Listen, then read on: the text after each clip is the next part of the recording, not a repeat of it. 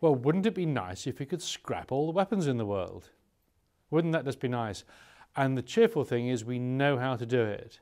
It's a lot simpler than climate change, and if we do it as quickly as it was done at the end of the Cold War, we could do the whole job in about 10 years. And here's how we do it. The first thing, when it comes to weapons of mass destruction, what is the most effective thing that governments have ever done to get rid of weapons of mass destruction? Well, what do you know? It was the inspection regime on Saddam Hussein, remember him? Where there was something called UNMAVIC. And UNMAVIC was the inspection system for checking that Iraq got rid of all its weapons. And although Mr. Cheney and company said that UNMAVIC was a woolly-minded peaceniks idea that could never do anything, actually UNMAVIC was very, very effective and did indeed ensure that all Iraq's weapons of mass destruction had been got rid of, so that when the country was invaded there weren't any left, because the UN had done its job. So, to deal with the weapons of mass destruction problem internationally, you take the process used by the UN on Iraq and you apply it to everybody. All the technical work has been done. At the time of Mrs. Thatcher and Mr. Gorbachev and Bush Senior, there was an agreement reached in Europe to get rid of and to manage all of the tanks and guns and warplanes and helicopters from the Atlantic to the Urals. And as a result, maybe 50,000 of these weapons were literally chopped up and scrapped. So you can take this agreement along with UNMAVIC and you can say, well, we should do this for the whole world.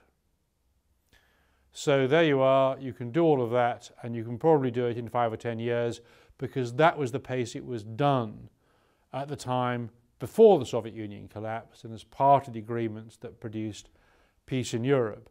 Now, there are bits left over, space weapons, what do you do about weapons on ships and the like, but basically that's the core of it.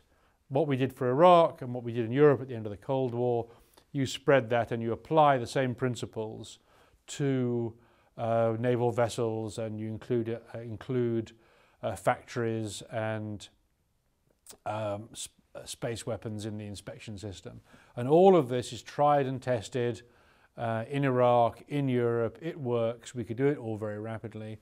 But because disarmament is out of fashion and because even people, former officials, perhaps don't quite want to carry this forward, rather like Thomas Aquinas and celibacy, Lord make me celibate but not quite yet. Well, here's how one can do the whole thing very, very rapidly. And I think the critical thing about the scrap proposal is that it's very simple for any citizen wanting to get involved with to say, well, we're interested in getting rid of weapons, here's how we do it. And this is how we want to end up. And we can start off with confidence building measures so everybody can go and fly over other people's countries and you can go and do inspections and these sorts of things and work up to the slightly tougher job. But the beauty of it is you say we're going to do the whole lot. So you can't have anyone say, well, agree to this bit and then we'll wiggle out over here and build something new. You take the whole lot on. And taking the whole lot on sounds totally and completely implausible until you understand that we've done it all already.